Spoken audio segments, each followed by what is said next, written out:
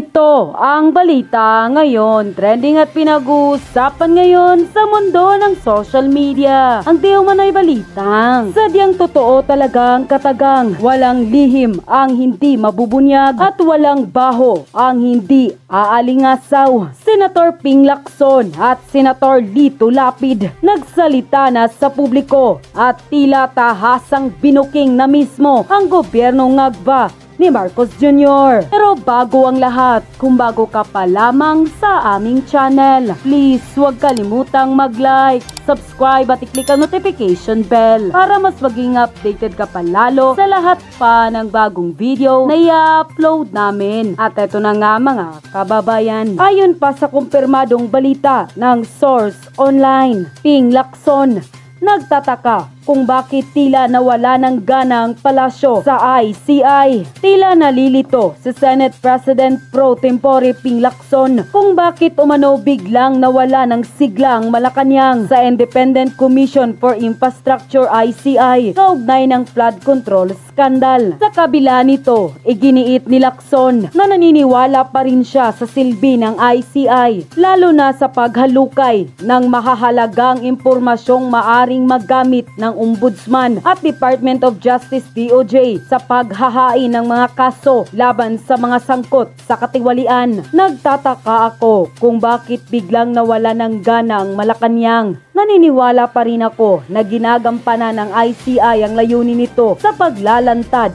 ng mahahalagang impormasyon. Sa ngayon, nananatiling nakatuon ang atensyon ng publiko sa resulta ng investigasyon ng ICI at kung tutuloy pa ba sa aktwal na pananagutan ang mga natutuklasang ebidensya sa flood control scandal. Hindi naman nakapagpigil si Senator Lito Lapid na magsalita na rin at umami na sa publiko. Lito Lapid umaming nasasaktan sa tuwing ginagawang katatawanan. Tahasang inamin ng aktor Senator na si Lito Lapid na nasasaktan siya sa tuwing ginagawang katatawanan at sinasabihang walang alam dahil sa kakulangan niya sa formal na edukasyon. Sa isang press conference, sinabi ni Lapid na bagamat tinatanggap na lamang niya ang mga kantyaw, hindi naman niya ikinakailang tao rin siyang nasasaktan. Siyempre tao lamang ako, minsan nasasaktan din. Hindi po ako nakapag-aral. Wala naman po akong magagawa. Kung ganun ang kantyaw nila sa akin, di ako marunong mag-English. Di ako marunong magsalita ng marami dahil kulang po ako sa basa, ani Lapid. Dagdag pa ng senador, sanay na raw siyang maliitin ng ilang tao. Kung kantyawan nila si Lito Lapid,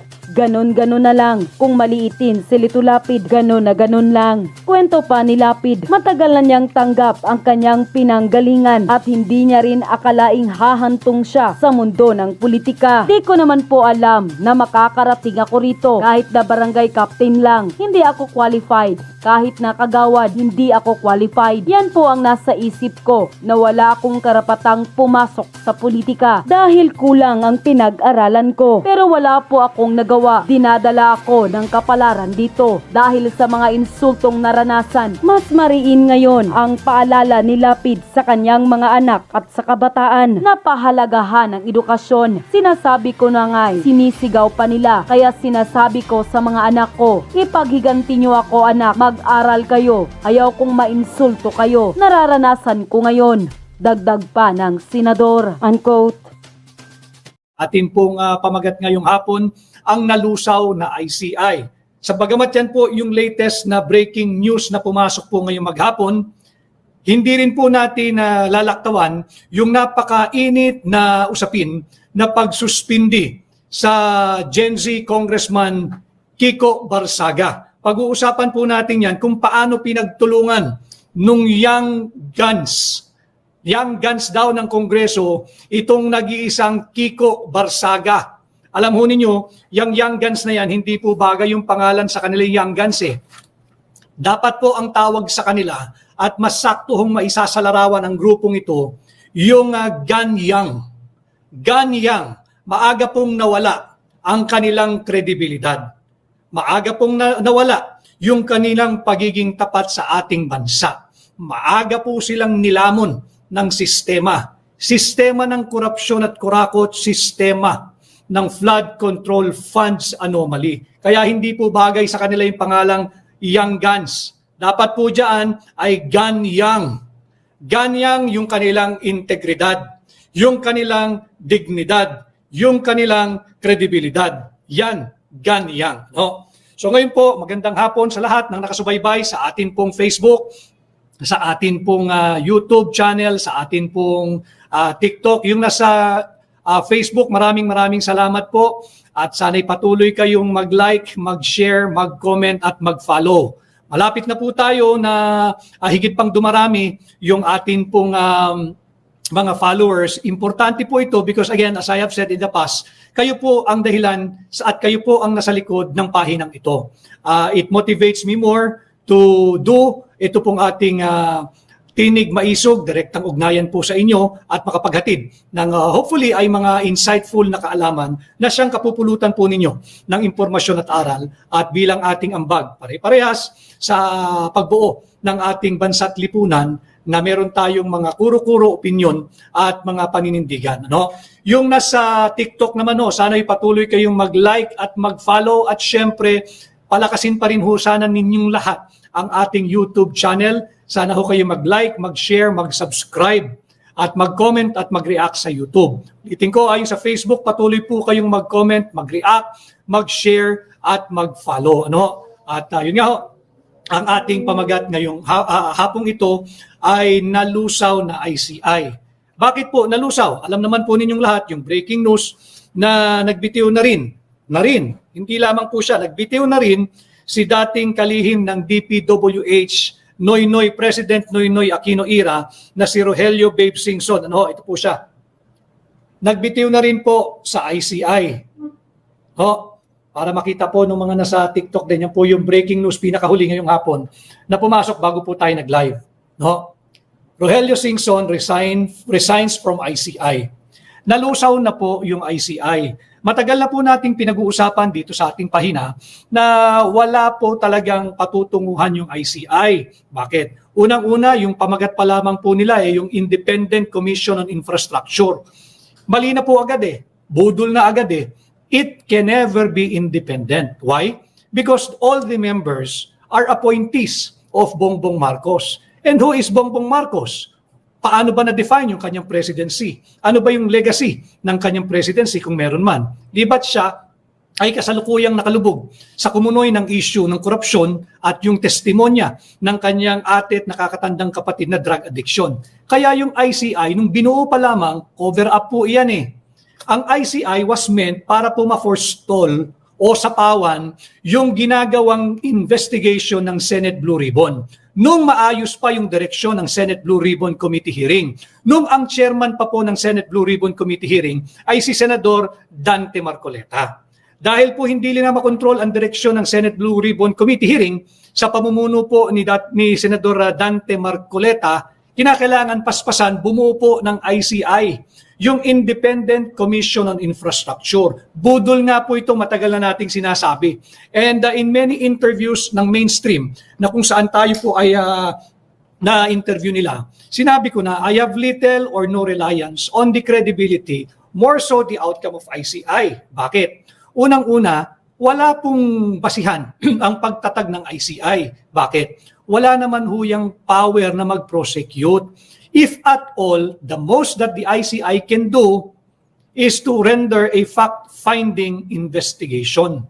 Pero yung fact-finding investigation niya, wala po silang power o kapangyarihang magsubpina. Whether magsubpina ng testigo o tetestigo o magsubpina ng dokumento. Higit pa, pag wala kang power o kapangyarihang magsubpina ng dokumento o ng tao, wala ka ring power mag-cite in contempt. So wala po iyan, mahinang klaseng nilalang po iyan.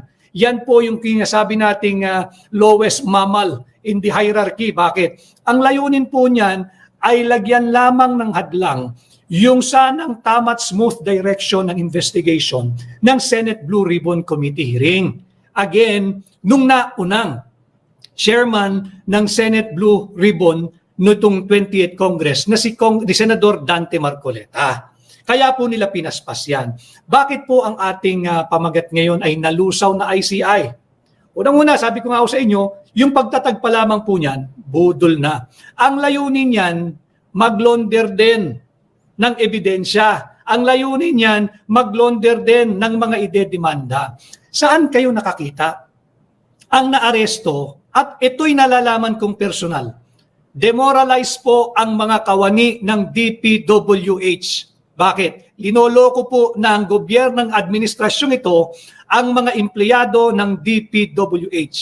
Marami pong kurakot at korap sa DPWH. Marami. Henry Alcantara, si Yusek Robert Bernardo, yung Bryce Hernandez, napakarami po nila eh. Yung Cathy Cabral nga, hindi na natin nakikita eh. Yung Manny Bunuan nga, wala na rin eh. So talagang maraming napakakurap at kurakot dyan. Pero hindi lahat. Marami din pong matitino dyan. Ano po ang ginawa ng administrasyon ni Bongbong Marcos? Ang kinulong po, ang kinasuhan, renege yung bahay, sinerva ng warrant, sinerva ng search warrant, ikinulong, kinasuhan yung mga maliliit na empleyado. Yung maliliit na empleyado. Si Manny Bunuan, pinalabas muna ng bansa hanggang ngayon, laya. Kaya po talagang maraming nagagalit eh. Ngayon, ano hong nangyari dito sa ICI? Hindi ba't nung nag-iimbestiga initially, at mukhang tama naman yung kanyang direksyon, yung si Mayor Benjamin Magalong, hindi ba't nung tama yung direksyon ng kanyang investigasyon at tila hindi siya mahapigil ng Malacanang, siya ay tinanggal bilang miyembro ng ICI? Hindi ho ba? Tinanggal si Babe Singson, si Benji Magalong. Pero ang sabi ni Benji, hindi siya tinanggal. Siya ay kusang loob na umalis. At hindi rin niya alam bakit nagkaganoon. Nagtatrabaho lamang siya ng tama. At ang palusot ng Malacanang, dahil daw para hindi maabala si Mayor Benjamin Magalong sa kanyang mga responsibilidad at obligasyon bilang ama ng Baguio City. Kalokohan eh, hindi ba kalokohan? Ngayon naman, si Rogelio Babe Singson, pangalawa na po ito, na umalis sa ICI.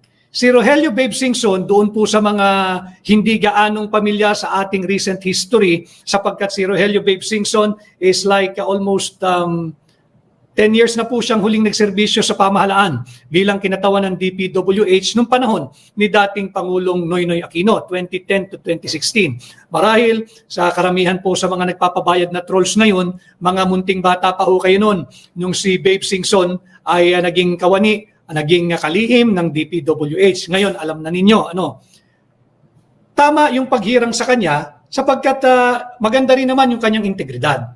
And I think, to be fair to former Secretary Babe Singson, tingin ko naman ang kanyang layunin makatulong dito sa nangyaring malawakang korupsyon ng flood control projects, flood control mitigation program, at flood control funds anomaly. Subalit paglaon, ang naging dahilan po ay very intense at stressful ang ICI work. Ito po ay sa kataga mismo ni Ginoong Babe Singson, ni Secretary Babe Singson. Kaya daw po siya nagbitiw ay dahil very intense and stressful ang ICI work.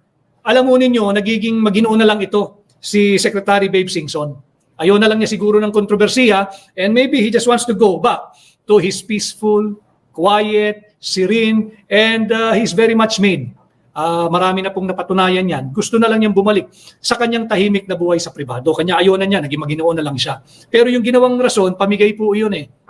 Dahil daw po sa very intense and stressful ICI work. The moment it was offered to him, I'm sure, I'm certain, matalinong tao yan. Alam niya na magiging mabigat, hindi biro-biro, yung kanyang haharapin sa ICI bilang miyembro ng budol na komisyon ng ICI. But nonetheless, mainam din po iyon. Bakit? Sa edad ho ni dating Secretary Babe Singson ng DPWH na kabibitiw lamang po bilang bahagi o miyembro ng ICI, wala na ho siyang dapat patunayan. Kung meron man, yung nalalabing taon pa niya, sana'y maging malakas lagi ang iyong pangangatawan, Secretary Babe Singson, at marami ka pang maitutulong sa bansa in many other capacity. Siguro, yung mga katulad po ni Secretary Rogelio Babe Singson na nasa gobyerno pa ngayon, nagsisilbing gabinete o undersecretary, ASEC o regional director, kung kayo po ay nasa ganyang edad na at estado nyo respectable naman po kayo sa inyong profesyon, sa inyong komunidad, sa inyong pamilya, I encourage you, it's time to do a Babe Singson. Take the road less traveled, take the higher ground, at talagang mahirap ipagtanggol ang isang administrasyon nalugmok sa issue ng massive corruption, looting of public funds, at yung direct at hayagang testimonya ng mismong kapatid ng Pangulo na drug addiction. Mahirap po iyan. And I think congratulations is in order kay Secretary Babe Singson sa pagtalikod dito sa bangkaroting administrasyon ni Bongbong Marcos. Ano?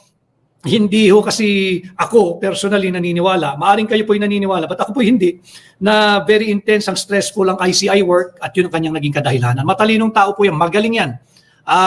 Alam niya yung kanyang pinasok bago pa siya umuo, bago niya tinanggap. Hindi naman ho papasok sa alanganin niya kung hindi niya nakita yung how rugged the terrain nung ICI, nung papasukin niya.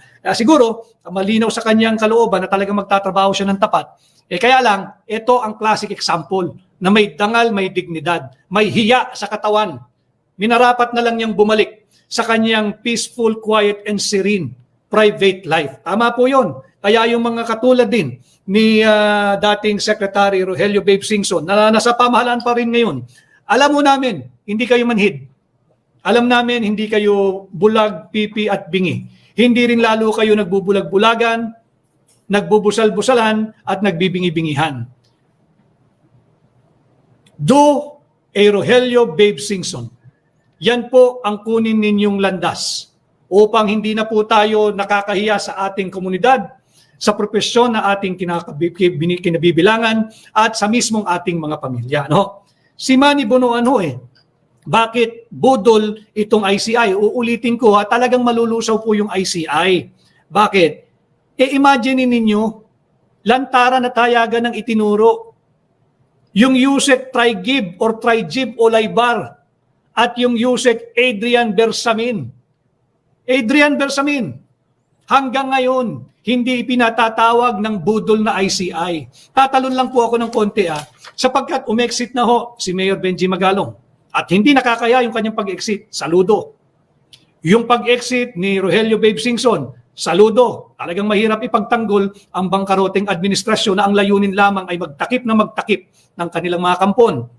Meron pa pong isa riyan na pag tiningnan po ninyo yung profile, solid Siya po ay isang certified public accountant.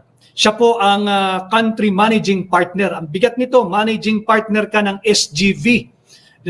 With all respect to the other auditing firms, SGV is one of the, if not the, leading auditing firm here in our country. So pag nakita ninyo yung profile ni Ginang Rosana Fajardo o ni Miss Rosana Fajardo, solid po yan. Kaya siguro, kung nakikita ninyo na ang ginawa lang sa inyo dyan ay parang mga deodorant, pangtanggal lang ho ng sansang, pantanggal lang ho ng baho para lang po magmukhang legitimate yung ginagawang investigation ng ICI, do a Rogelio Babe Singson. Marangal po ang resignation kaysa maging bahagi ng isang corrupt na administrasyon. Mag-resign na rin ho kayo siguro, i-consider ninyo kay Miss Rosana Fajardo. Dahil hindi lamang po kredibilidad ninyo bilang CPA ang nakataya. Nakatuon din po ang maraming malalaki, naglalakihang kumpanya ng SGV. Multinational, foreign and local companies na ino-audit po nila, kliyente po nila, pinapayuhan nila bilang mga tax advisors, nakatingin din po. At marami akong nakakausap, bakit tinanggap ng country managing partner ng SGV ang maging bahagi ng budol na ICI?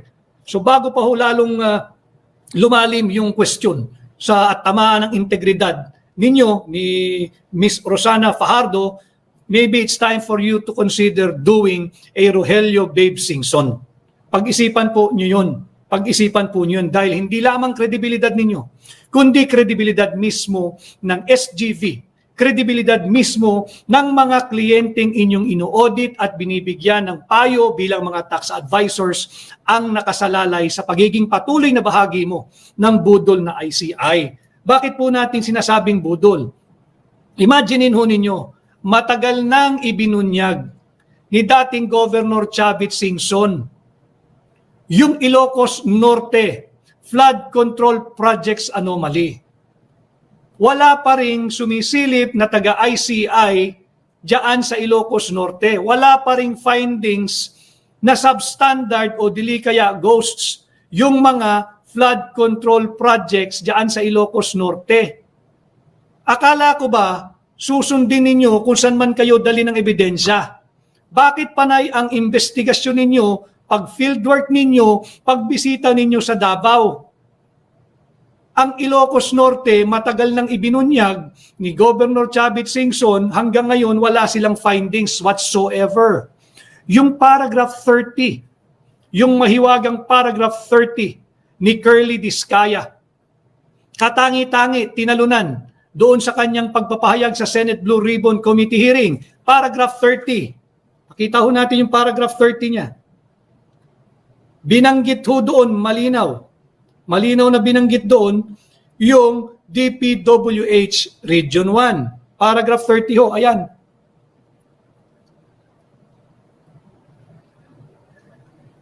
Yung gusto ho ng kopya, screenshot nyo na lang o pakipicturean nyo na lang ho. Paragraph 30. Binabanggit po yung DPWH Region 1. Magpapasko na ho, ilang araw na lang mula ngayon. Hindi pa ho na ipatatawag yung Regional Director ng Region 1 DPWH.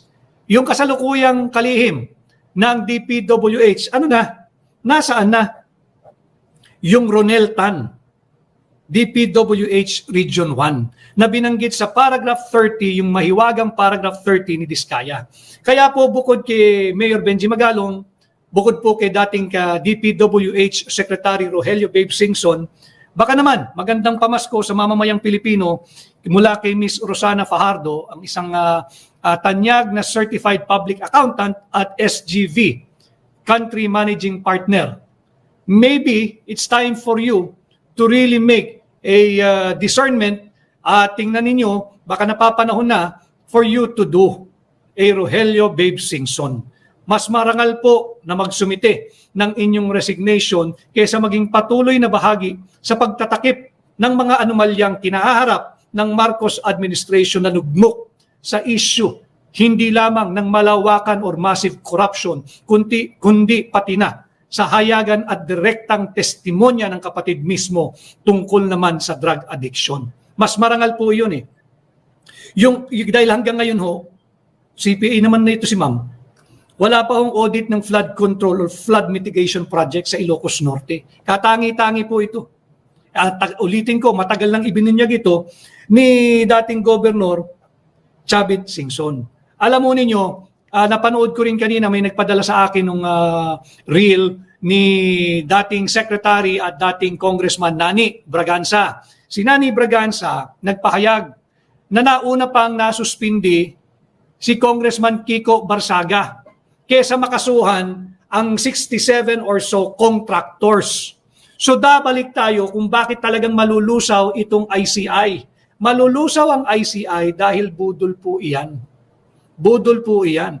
Nauna pang suspindihin si Congressman Kiko Barsaga dahil lamang siya ay nagpapahayag ng kanyang nakikita sa loob ng Kongreso. Samantalang yung 67 or so number of contractors, wala, hindi pinag-uusapan sa ICI. Kanya mas marangal pong magsumiti ng resignation. Ulitin ko, mas mainam, mas marangal magsumiti ng resignation kesa maging bahagi ng budol administration. Ginagawa lang po kayong deodorant dyan sa ICI. Wala po yan. Budulan po iyan. Budulan po iyan. Yung katagang mahiya ka naman, yung Secretary Rogelio Babe Singson may hiya. And I'm sure, yung desisyon niya, kinatuwa ng kanyang pamilya, mga nakasama dati sa gabinete nung panahon ni dating Pangulong Noynoy Aquino, dahil nga kung titingnan nyo ang galawan dito sa ICI, hanggang ngayon, wala kayong naririnig tungkol doon sa Yusek Adrian Bersamin at Yusek Trijib Olaybar na nakasungkit, nakakorner ng sweetheart deal kay Secretary Amina Pangandaman. Yang tatlong yan, hindi pa ho yan pinatatawag, hindi nakakasuhan, hindi naiimbestigahan. Ano? Tapos, itong budol na ICI, saka lakas po ng apog ng mga tao riyan, kung sino man nagtuturo sa mga tao riyan, pagka raw po yung mga pinatatawag, out of courtesy, ay at respect, kaya pwede daw po silang hindi mag-close door, hindi nila ite-televise yung ginagawa nilang pagdinig. Kita nyo yung pambubudol ng mga ito? Nung ninakaw ninyo ang pera ng mga Pilipino, wala kayong hiya. wala kayong kortesiya sa amin. Sa mga ordinaryong manggagawang kubang-kuba nakakakayod araw-araw. Nung kayo na iimbestigahan, i-invoke ninyo na inyong right to privacy. Bakit? Nung ginagahasa nyo ba yung kaban ng bansa, meron ba kayong kortesiya sa ordinaryong Pilipino? Sa grab driver, sa tricycle driver, sa jeepney driver, na kubang-kuba na sa ilang sunod-sunod na price increase ng diesel. Nag-rollback isang beses 3 piso headline. Pero yung sunod-sunod, yung lingguhang pagtaas, itinatago nila ng mainstream media. Bakit? Kasi party sila ng budol administration eh. Party sila ng budol administration. Wala yung Yusek Adrian Bersamin. Wala yung Yusek Trijib Ulaybar. Wala yung amin na pangandaman. Ito malala. Pinawalan, pinalipad, yung Secretary Manny Bonoan. Paano tayo mag-iimbestiga ng tama? ICI, sige nga. Paano tayo mag-iimbestiga ng tama kung yung mismong ulo ng ahensya na punong-puno ng kurakot at korupsyon, pinalabas na ninyo ng bansa? Diversion naman sila. Kakansela raw ang pasaporte ni Saldico. Bakit hindi ninyo kansilahin ang pasaporte ni Manny Bonoan?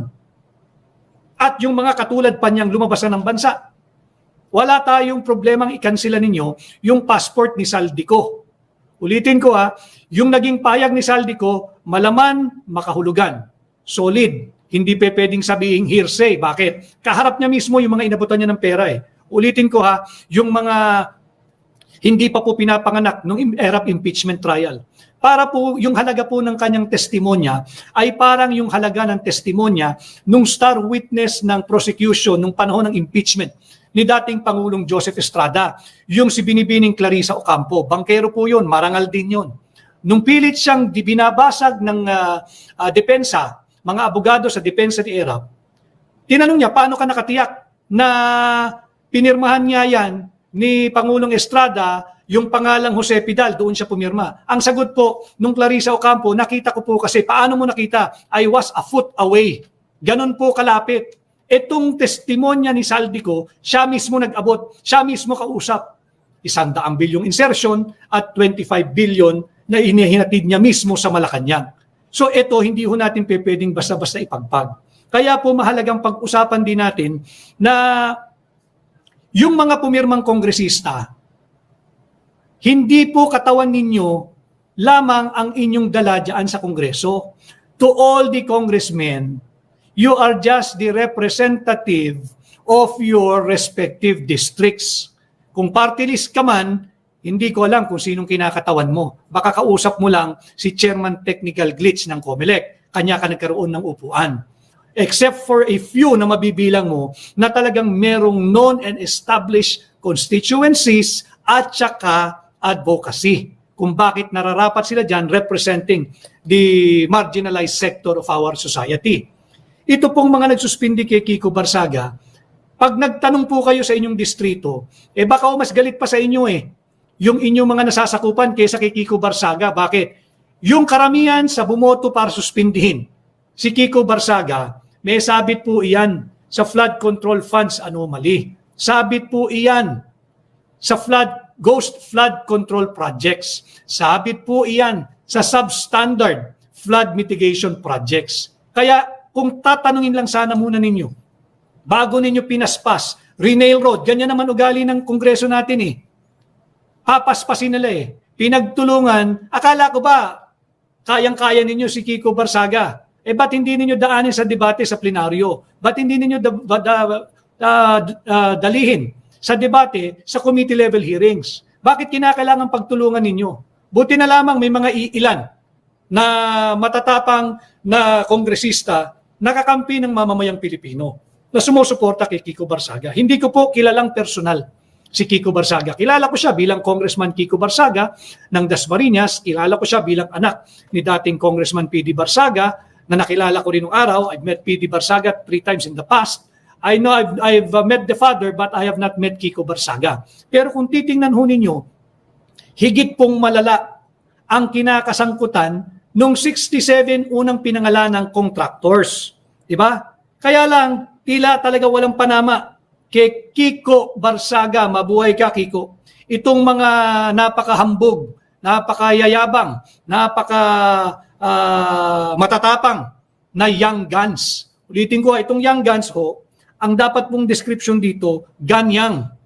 Ganyang, batang nawala yung kanilang integridad, yung kanilang dignidad, yung kanilang dangal. Hindi po sila kapanipaniwala eh. So what do they do? For them to be relevant, take out Kiko Barsaga sa Kongreso. Kaya dapat ho, yung mga kaidaran ni Kiko Barsaga, dapat ho maging proud kayo sa inyong henerasyon eh.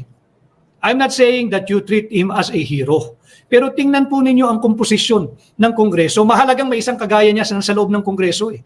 Nagbabantay, nagmamatsyag, nagbabalita sa atin na walang access sa loob ng mababang kapulungan. Binabalita niya at nalalaman tuloy natin. Ano ba galawan, ano direksyon, ano bang linuluto dyan sa mababang kapulungan. And I have made my own sentiment known. Sinabi ko ho, uulitin ko dito sa ating live, intimidation and suppression of the freedom of speech and freedom of expression to the massive, yun po ang dapat nating pagtuunan, yung massive corruption and to the testimony, direct and open testimony of the sister of the president regarding drug addiction, the suppression and intimidation of free speech and freedom of expression are not the answer to the massive corruption that are hounding this Marcos administration. Hindi po yan. Hindi po yan. Kahit pilitin ninyong busalan, sisingaw at sisingaw ang katotohanan. So, sana ho, kung marami pa hong honest na lingkod bayan, mga cabinet level, mga cabinet secretary level, siguro napapanahon na magpapasko. Nagsimula po yung Disyembre, nung Lunes, nung Linggo ating sa mga Katoliko, tayo po'y nagsindi nung unang kandila ng Adbyento. Kagaya nga po ng sinabi ko, wag po tayong basta't magpapadala muna sa kasiyahan, wag nating kalimutan at wag nating bitawan ang isyong ito. And maybe it's time to examine and re-examine yung inyo pong konsyensya, yung inyo pong saloobin, baka napapanahon na for you to consider doing a Secretary Rogelio Babe Singson. No? Now, bakit po natin sinasabi yun? Sapagkat mahalaga po yung papel ng mga gabinete. No? Dahil malinaw naman yung ating Article 7, Section 8 ng ating saligang batas, hindi ba? Diyan nakasaad yung 4 na pamamaraan kung paano magkaroon ng vacancy in the office of the President. Andyan po yung death, yung permanent disability, yung removal from office, at yung resignation. Kaya po, di ba, sinasabi ko, tinuturuan ko kayo rito, sa ating ginagabayan ko kayo para hindi ho kayo matatakot, yung Marcos resign, hindi po sedition yun, hindi po seditious yun, at hindi din po inciting to sedition yun. Yung remove him from office, hindi rin po sedition yun, hindi rin po seditious yun, at hindi rin po inciting to sedition yun. Bakit? Just read the provisions of Article 7 of our Constitution. Specifically, Article 7, Section 8. 4 po ang pamamaraan upang mabakante ang tanggapan ng Pangulo. Death, permanent disability, removal, pagtanggal sa tanggapan ng Pangulo, removal from office. Saligang batas po ang nagsasalita noon. At yung pang-4, resignation. So, paano po papasok yung kahalagahan ng papel ng mga cabinet secretary level officials of the government if they will consider doing a Babe Singson, or better yet, to put into effect the provisions of Article 7, Section 11, Paragraph 2. Ano ho? Pag yung mayorya po ng gabinete ay gagawa ng liham o memorandum o kasulatan at saka ito po'y padadala nila sa Senate President at sa Speaker of the House, at sasabihin nila doon, yung mayorya ng gabinete magsasabi, hindi na kayang maglingkod, hindi na kayang gampanan ng Pangulo ang trabaho ng Office of the President, pansamantalang hahalili ang yung successor niya. Sino po yan? Yung Vice Presidente. Yan po ay nakalagay sa ating saligang batas. Kaya ulitin ko yung mga nananawagan na removal from office, hindi po yun sedition. Hindi po yun seditious, hindi po yun inciting. Ano po yun? exercise of your rights under Article 7, Section 11, Paragraph 2 of the Constitution in pursuance of the mandate of Article 7, Section 8 of the Constitution, whereby describing on how to effect a vacancy in the office of the President. Again, 4 modes: death, permanent disability, removal from office, and resignation. Para po malinaw yan. Bakit? Lagana po yung balita, kung saan po nanggagaling, na may mga nagtatangka o may nagpaplano. Hindi ako naniniwala yung mga sundalo at pulis ito, na yung mga nagpapahayag ng lehitimong kritisismo laban sa mapanupil, mapang-api, mapagsamantala, corrupt at morally bankrupt na Marcos administration ay tila aarestuhin daw ho. Merong nagsasabi na merong gagawing kaguluhan ng linggo at ipapasa sa mga leader ng tunay na oposisyon katulad po ng inyong lingkod. Alam mo ninyo, matagal na akong nagpahayag ng aking advokasya, yung war on corruption. And I have proven this matagal na. Nung ako ay umalis sa aking katungkulan, una bilang executive secretary at pangalawa, aking tinalikuran yung aking appointment as the Presidential Chief of Staff. Maraming beses ko na pong sinabi yun. At consistent po tayo sa paglaban sa korupsyon. Kanya po nung sasabing ibibintang ang mga gawa-gawang kaguluhan sa mga leader ng tunay na oposisyon, alam mo ninyo, intimidation din yan. Suppression din po iyan.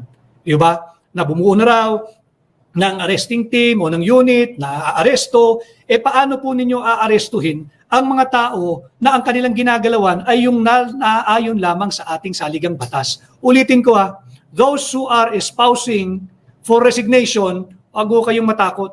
Yung mga nag-uusap naman po sa removal, nandyan po sa saligang batas Paano?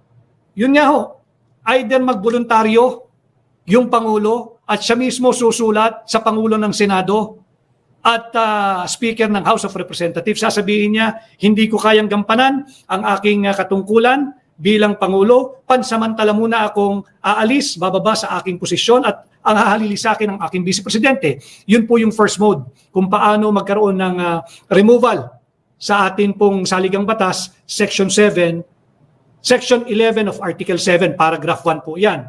Paragraph 2, paano po kung ayaw magboluntaryo ng Pangulong kasalukuyan? Pwede pong magliham, gumawa ng liham, ang mayorya ng kanyang gabinete. Susulat sila, yung kanyang mga kasekretaryo.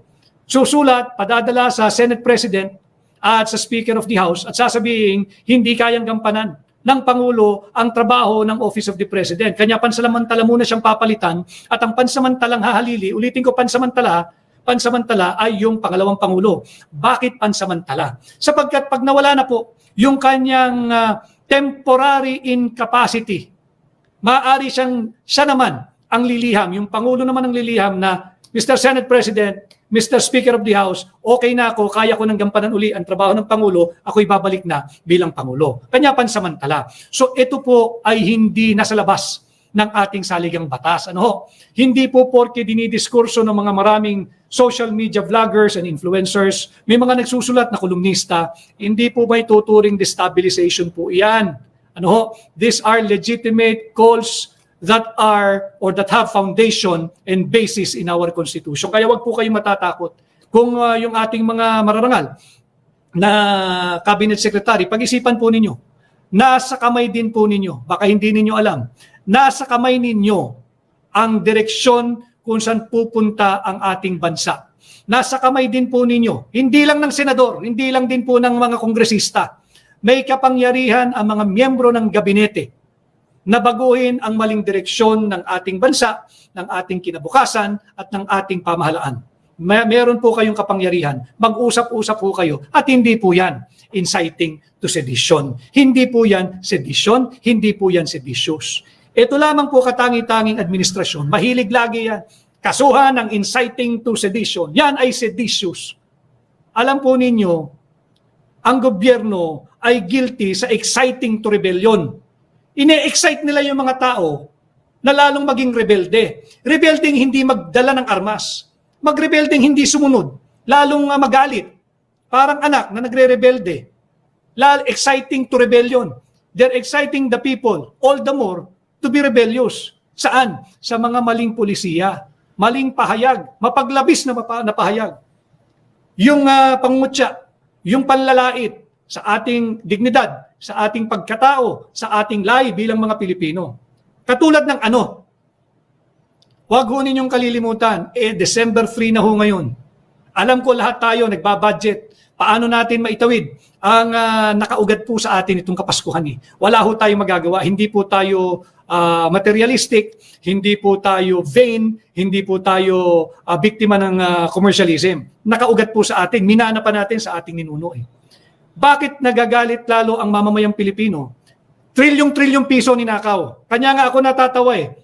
Manipis yung mga nagrally, ng mga banal at ng mga hilaw na dilaw at ng mga nagpapanggap na may pagmamahal sa bayan, tinatawag yung sariling Makabayan Block nung linggo. Bakit?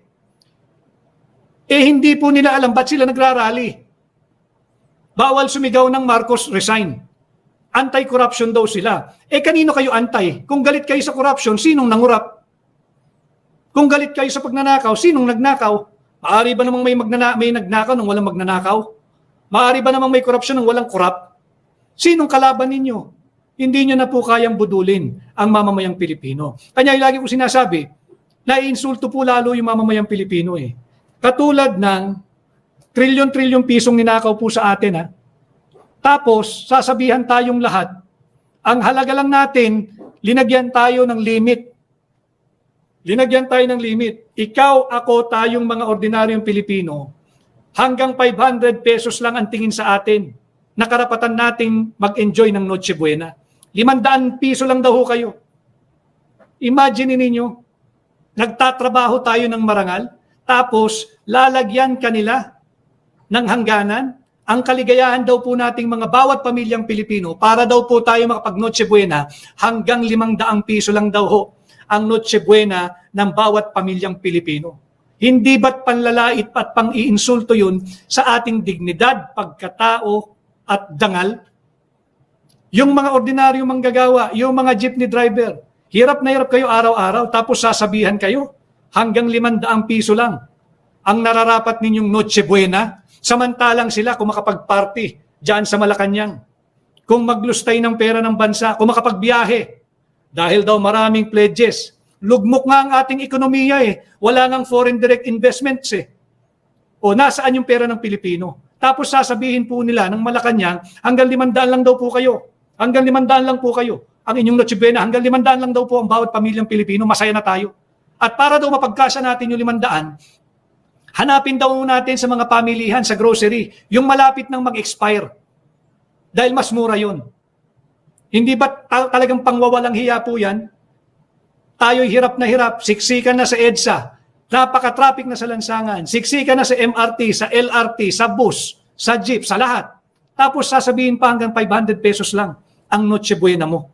Ano? So yan, pang-iinsulto yan. Sa dami ng ninakaw nila, trilyong piso, 100 bilyong piso, 100 bilyong pisong insertion, 25 billion pesos inihatid mismo ng kanilang appropriations chairman na si Saldico, kanyang direktang pahayag at testimonya. Tapos tayo, kayo, 500 pesos lang ang ating Noche Buena. Kanya po, importante na yung mga, kung gaano po tayo maliitin eh, ganyan lang po ang tingin nila sa atin eh. Kaya wag ho kayong papayag. Imagine ninyo, ito, kalalabas lang din ho nito nung 3 weeks ago. Pang-ilan ng Pilipinas dito? After Myanmar at Cambodia, Pilipinas na po ang pinaka-corrupt na bansa sa Southeast Asia ngayong 2025. Pinaka-corrupt na bansa sa Southeast Asia ngayong 2025. Nakakahiya sapagkat next year may ASEAN Summit na gagawin sa ating bansa. Anong ipapakita natin? Issue ng korupsyon ang kinaharap ng kasalukuyang administrasyon. At meron nga naging report, after Myanmar and Cambodia, yung Myanmar po meron pong internal strife dyan, may civil war dyan. Pangatlo po ang Pilipinas sa most corrupt country in Southeast Asia in 2025. Ano? So dapat tayong mamulat dito. Bago po tayo magpalaot pa, si Pauline Cadaos, kung ang isang kongresista ay naparusahan for freedom of speech, paano na kaming maliliit na tao? Ito rin po ang naging buod ng pahayag ni Vice President Inday Sara Duterte. Pero malinaw din ang sinabi ni Vice President Inday Sara Duterte na hindi tayo yuyuko. Hindi tayo yuyuko. Meron pong discourse si dating Supreme Court Justice Noel Tiham. Maganda po yung kanya eh. Salamat kay Congressman Sid Ungab, pinadala sa akin ito. Ang kanya pong kinumpare yung lese majeste or lese majesty. Ang ibig pong sabihin noon, tila pag nababatikos ang mga opisyal ng ating pamahalaan, ang trato tila nila sa kanilang sarili ay miyembro ng royal family, ng monarchy, para pong sa United Kingdom, para pong sa Thailand, specifically Thailand, ang ginamit na ehemplo ni dating Supreme Court Associate Justice Noel Tiham, na pagka na insulto o na naging subject ng criticism, kakasuhan ka ng kung ano-ano. Kagaya po nung ginawa kay Congressman Kiko Barsaga at sa marami pang ibang kinasuhan ng inciting to sedition. Di ba? Inciting to sedition. Ito po yung kanilang opensa sa lahat ng mga ginagawa lamang kung ano yung kanilang karapatan sa ilalim ng ating saligang batas, yung freedom of speech and freedom of expression. Huwag po tayong yuyuko, huwag po tayong papatakot. Ito lang ang katangi-tanging administrasyon na parang pag naihipan mo yung kanilang balat, hapding-hapdi na. Pag nahanginan po, whether ng electric fan, ng aircon o ng natural na hangin, ramdam nila yung hapdi sa kanilang balat. Bakit? Guilty ho kasi. Guilty sa massive corruption at guilty sa looting of public funds. Yan po ang katotohanan. Kaya yung kay Kiko po, laban lang Congressman Kiko Barsaga, and yes, I will be meeting you soon hopefully, at kung ano man ang may tutulong ko. Ano? Basahin lang po natin ito pang mga ibang sumama sa atin ngayong hapon. Maraming salamat sa halos 4,000 live viewers po natin. Maraming salamat. Hindi pa natin nakikita yung sa ibang platforms. Si Chari GL, gastos lang yung ICI. Gastos lang, budol pa. Si Jamal Pondavilla from Jeddah, Brazil family watching from Riyadh. Kay John Ray Gabiazon ng Taiwan. Pitch Florendo ng California. Laban lang, good people. You have to be with us in this fight. Si Tony Delfonso ng Legazpi Albay. Kamusta po kayong mga taga-Albay? Si Jero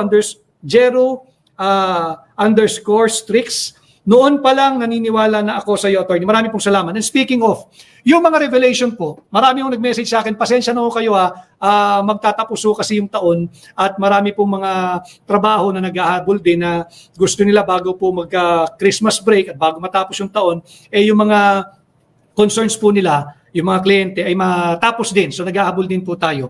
Yung mga revelation po ni Saldico, nandito po lahat yan. Sana magandang pamasko rin po ito. Ipopromote ko lang yung aking libro, yung Kingmaker. Available po ito sa lahat ng fully booked branches nationwide dito sa Pilipinas. Sa Amazon, meron po tayo. Paki-check po nyo yung description box dito sa aking YouTube channel. Nandyan po yan. Sa Lazada, meron po tayo. Ang forward po nito, ang sumulat po nito ay ang ating pinakamamahal na si Tatay Digong. Siya po ang sumulat ng forward. So sana magandang regalo po ito. Bakit? Lahat po ng ibinunyag, ng marami nang lumabas. Pati si Saldico, nandito po yun eh. Andito po yung aming linabanan, yung sugar importation na illegal. Ang twist nila, ibinibintang sa akin, ako po lahat na nagpahuli noon, nandito po sa libro yun. Andito po lahat sa libro yun, pinahuli natin, talagang toneto-neladang bigaso yung nahuli natin doon eh. Nung pinatawag na natin yung Customs Commissioner at that time, tahimik naman na ho siya, huwag na natin siyang pangalanan. Nung atin pong tinawag yung Customs Commissioner at that time, tama po yung revelasyon ni Saldico. Ang dumating po doon ay yung kapatid, yung bayaw, yung Martin Araneta. At yun na nagpapaliwanag na hindi raw po pwede yung Customs Commissioner dahil nagkaroon ng COVID. Mantakin niyo yun. O ito po yan, yung mga tuneto-linadang asukal na atin pong pinarid. At ito po ay pinagtibay. May column na ho. Ito, nagsusulat pa ng tama itong ating kaibigan nun eh. Nagsusulat pa ng tama. Ibinisto niya ang kanyang Montulfo, dinawit utol ni FL Lisa sa Sibuyas Smuggling. Tama po lahat ng sinabi ni Saldico. Nandito po lahat yan. Marami pa pong iba.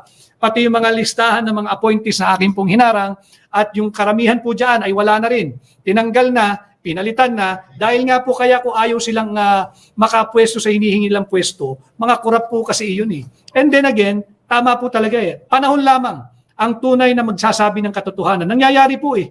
Nangyayari po. So, sana kung may May sukli pa yung 500 pesos sa pang Noche Buena ninyo, hindi po kakasya eh. Pero pag-ipunan po nyo, magandang libro po ito, magandang regalo, pati po sa mga anak ninyo, pati po sa history, magiging bahagi po yan. Si Rosalita _Manintin, dito po sa Singapore, laman ng balita ang nangyayari dyan sa Pilipinas. Singapore po ito na corrupt, nakakahiya na po. Yun nga krisis din po yan para sa ating mga Pilipino at sa ating bansa, sa ating imahe. Paano tayo magpre-preside bilang chairman ng ASEAN next year summit? Kung tayo talagang lugmok sa issue ng corruption, dinagdagan pa nung testimonya ng drug addiction. Imaginin mo, kaharap mo yung mga leaders.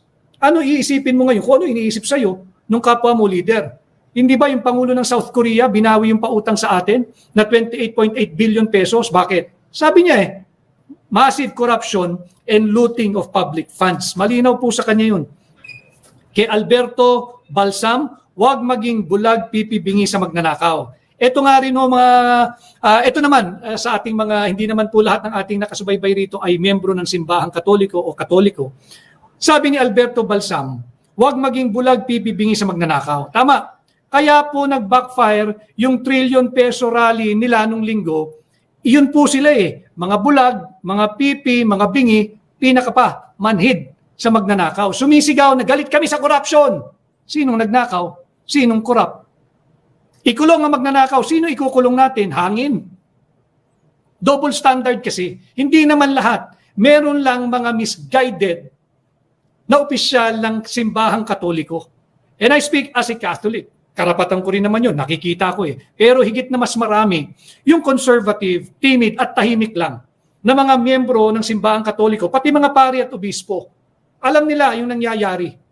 Tahimik lamang sila. Ang maiingay yung misguided. Liniligaw po yung mga miyembro ng simbahang Katoliko. At ngayon magpapasko, sana mag-isip-isip din sila. Hindi lamang yung mga katulad ni Secretary Rogelio Babe Singson, pati yung mga misguided na leader ng simbahang Katoliko. Para po ito sa susunod na henerasyon. Wala pong bisa yung inyong mga suot na pangpari Hindi po porke nakasuot kayo naging banal. Yung rally nung linggo ninyo, yung trillion peso lies rally ninyo, yung trillion peso march, trillion peso lies, panay kasi nungalingan Ang may issue ng korupsyon, alam naman nating lahat. Pero kayo, walang mapangalanan. Kulang pa ba? Kulang pa ba? Ang alin? Kulang pa ba yung nakikita ninyo? Kung kayo nabigyan o nakatanggap, kulang pa ba? Tapos pag may sakuna, ulitin ko ito kasi alam naman ninyong lahat ito Pag may sakuna, may sunog sa ating komunidad, may baha, may lindol, may bagyo, hihingi ng tulong sa kanyang mga parokyano. Walang masama doon. Pero, paglaban naman ng korupsyon, lumabang ka naman ng tama, lumabang ka naman ng patas. Huwag mo namang lukuhin yung mga miyembro ng simbahang Katoliko. Trilyong piso ninanakaw Alam mo nang maraming ninanakaw Tapos pag may baha, may lindol, may sunog, may bagyo, may sakuna, tatakbo ka sa parokyano mo, hihingi ka, mag-fundraising ka. Pag panahon na ating tugisin yung mga nagnanakaw, tahimik kayo. Maya naman kayo. Dapat kasali kayo doon sa napaka halagang pahayag na yan. Mahiya naman kayo. Dapat kasali kayo roon. Dahil hindi po, kawawa po Kawawa po yung susunod na henerasyon. Si Erin Marcelin, nag-resign si Singson. Baka di kinaya ang cover-up. Malamang. Kaya kasi nga po yung ICI, yung intention marahil ni Secretary Babe Singson, talagang tumulong Nakita niya siguro talaga at naintindihan niya ang palakad sa DPWH. And speaking of DPWH, si Congressman Lian Leviste, sinabi niya, kargado pa rin ang DPWH. Ngayon, sa kasalukuyan, yung kanilang hinahandang budget for 2026, may karga yan na 475 billion pesos na insertion. So dapat mahiya ka naman yung mga nandyan sa DPWH na kasalukuyang opisyal. Ito na nga yung galit ng tao Kakargahan niyo, papayag pa kayo na meron pa ring insertion na 475 billion. Ito yung naging pagbubunyag naman, isa pa ring bata, hindi ko alam kung Gen Z rin ito, si Congressman Lian Leviste. So dumadami yung mga batang kongresista na hindi kaya nung ganyang, yung maagang nawala yung kredibilidad. Di ba? Si Sarah Jane Regodon from Hong Kong, Danilo de Guzman, Tagum City, Kathleen, Kim Lindy ng Korea, Ina_Morata, ano na nangyayari sa bansa, kailangan po tayong lumaban. Huwag po tayong yuyuko. Huwag po tayong susuko. Yan din ho, yung naging magandang reaction ni Ginoong Rob Rances. Pag tayo daw po ay yumuko ngayon sa ating panahon, sa ating henerasyon, yuyuko din yung mga anak natin, yung mga apo ninyo, sa mga darating pang katulad ng napakasahol na administrasyong ito. Huwag tayong yumuko. Hindi tayo nakikipag-away. Hindi tayo basag ulo. We are just asserting all our rights guaranteed and written under our Constitution. At yan ay hindi dapat ipagkait. Ano? Nangako po ako sa inyo na 1 oras lang tayo, pero bago tayo maghiwa-hiwalay, pinag-uusapan natin yung panggigipit. Liting ko. Alam ko ang nasa puso ng mga taong ito. Ang binabanggit ko, kayo. Kayo. Itong mararangal na taong ito. Kahit ano pang iutos sa inyong pilipit, sundin lang ninyo yung lawful orders, yung naayon sa saligang batas. Ang dami ninyo nung linggo. Maraming salamat. Napanatili ninyo ang kapayapaan ng mga lumabas at malaya at payapang nagpahayag ng kanilang saloobin bilang Pilipino.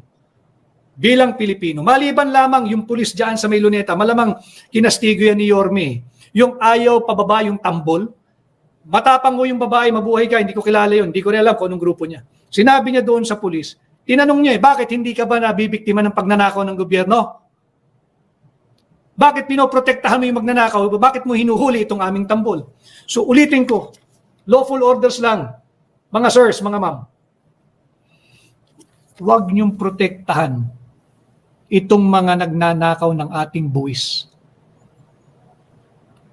Tingnan ninyo ang inyong mga sarili. Pag tinanggal na ninyo ang inyong uniforme, walang ranggo, walang posisyon, walang katungkulan. Pilipino ho kayo.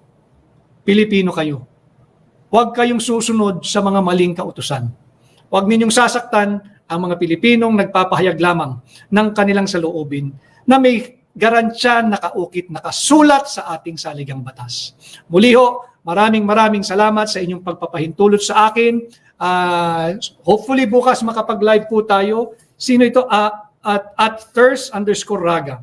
Meron din po ba book sa Italy? Yes, meron po. At lahat po ng orders doon ay care of Maisog, Switzerland. Yung sa Europe po. Say kay Chris TVPH. Dito sa Dubai, ultimo taxi driver na ibang lahi, alam gaano katalamak ang korupsyon sa ating bansa. Kanya nga po nakakalungkot. We are doing this for our young children, for our young people, for the young Filipinos at yung darating pang henerasyon. Magtulong-tulong po tayo. Ulitin ko po.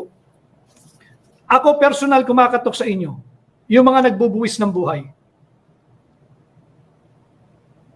Pagpapasko, imagine ninyo, pag dumating na kayo sa punto, naretirado na kayo o mag-early retirement kayo, wala ng uniforme, wala ng ranggo, wala ng katungkulan. Kagaya nyo na lang po kami, mga Pilipino rin. Kaya sundin lang po ninyo kung ano yung nasa saligang batas, sundin lamang ninyo yung lawful orders. Huwag po kayong susunod para lamang maprotektahan itong mga nagnanakaw at nabubuhay sa buwis ng mga Pilipino. Nagbabayad din po kayo ng buwis. Kaya hindi ko po tinatago ito. Kung sino man ho lumikha nito, maraming salamat. So maraming salamat sa inyo pong pagpapahintulot sa akin na samahan po kayo ngayong araw. At sana patuloy kayong sa Facebook, patuloy kayong mag-like, mag-comment, mag-react, mag-share. Mahalaga po yung pag-share at mag-follow. Sa YouTube po, patuloy kayong mag-like, mag-share, mag-subscribe, mag-react upang mabasa ko po yung inyong komento at kailangan ko rin pong makakuha yung mga binabasa po natin. Mahalaga po yung impormasyong ibinibigay ninyo at natututo po ako sa inyo with all humility. Yung sa TikTok, patuloy po kayo mag-like at mag-follow. Maraming salamat po. Luzon, Visayas at Mindanao, magandang gabi. Yung ating mga kababayang OFW, laban lang. Maging matatag kayo, mag-iingat kayo kung nasa man po kayo, magandang araw. At yung mga habol sa ating replay, maraming salamat sa inyong pagpapahintulot sa akin sa ating programang Tinig Maisog. Ating layunin, iangat ang antas ng pampublikong diskurso, elevate the level of public discourse, and hopefully may mapulot din po kayo na insights o kalaman sa ating pinag-uusapan pag tayo po ay nagkakaharap at makabuo po kayo ng inyong independent, ng inyong principled, at ng inyong tamang paninindigan bilang ating munting ambag sa nation building. Ako po muli, ang inyong kaibigan, Attorney Vic Rodriguez, Pilipino, abogado, Maisog, Save the Philippines. At yun na nga mga kababayan, Ano na ang masasabi mo? Kung mayroon kayong hinaingat komento patungkol sa balitang ito, please comment down below. Pag-uusapan natin yan sa comment section. At kung nagustuhan nyo ang video, ay huwag kalimutang mag-like at i-share na din para mas marami pang makaalam at umabot ito sa marami sa ating mga kababayan. Maraming salamat po!